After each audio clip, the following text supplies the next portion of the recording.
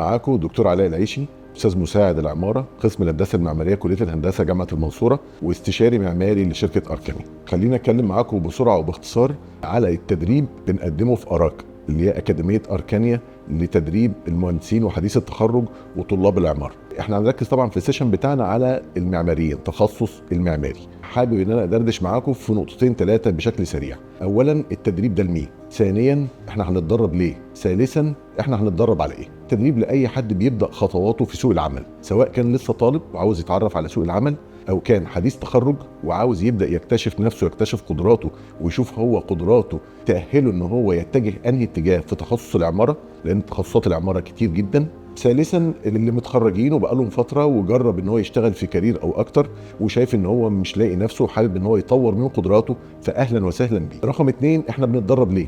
احنا بنتدرب باختصار شديد علشان تكتشف انت ايه قدراتك وايه مهاراتك اللي تخليك مميز في سوق العمل، لانه زي ما حضراتكم عارفين طبعا احنا بندرس في الكليه، بندرس كل حاجه، بندرس بشكل اكاديمي كل الموضوعات اللي ممكن تحتك بيها في حياتك العمليه. الفرق بين الدراسه الاكاديميه والحياه العمليه انه كتير من الناس بتتخصص وبتنجح جدا جدا في التخصص اللي هي فيه بشرط تكون متلائم مع قدراتهم ومهاراتهم.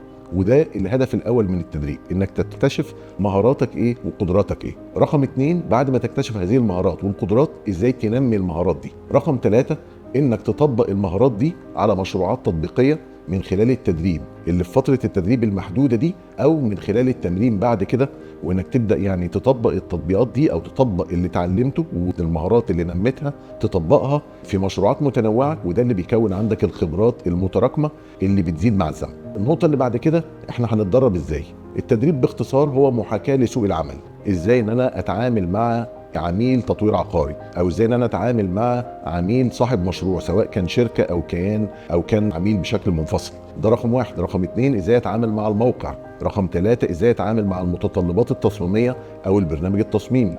رقم 4، ازاي ان انا اكون فكره عامه عن المشروع مع فريق العمل ومع الناس المتخصصين في التسويق علشان ابدا برنامج تصميمي صح بكونسبت مظبوط، واوصل باقصى سرعه بافضل كفاءه لافضل مشروع او افضل تصور للمشروع يحقق النجاح فيه. ده كده باختصار شديد الملامح بتاعه التدريب بتاعنا.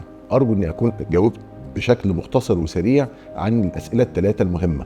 احنا بنوجه التدريب لمين؟ احنا بنتدرب ليه؟ احنا هنتدرب ازاي؟ اخيرا، برحب بيكم تاني في سوق العمل، وبرحب بيكم تاني في اراك، واتمنى ليكم التوفيق دايما.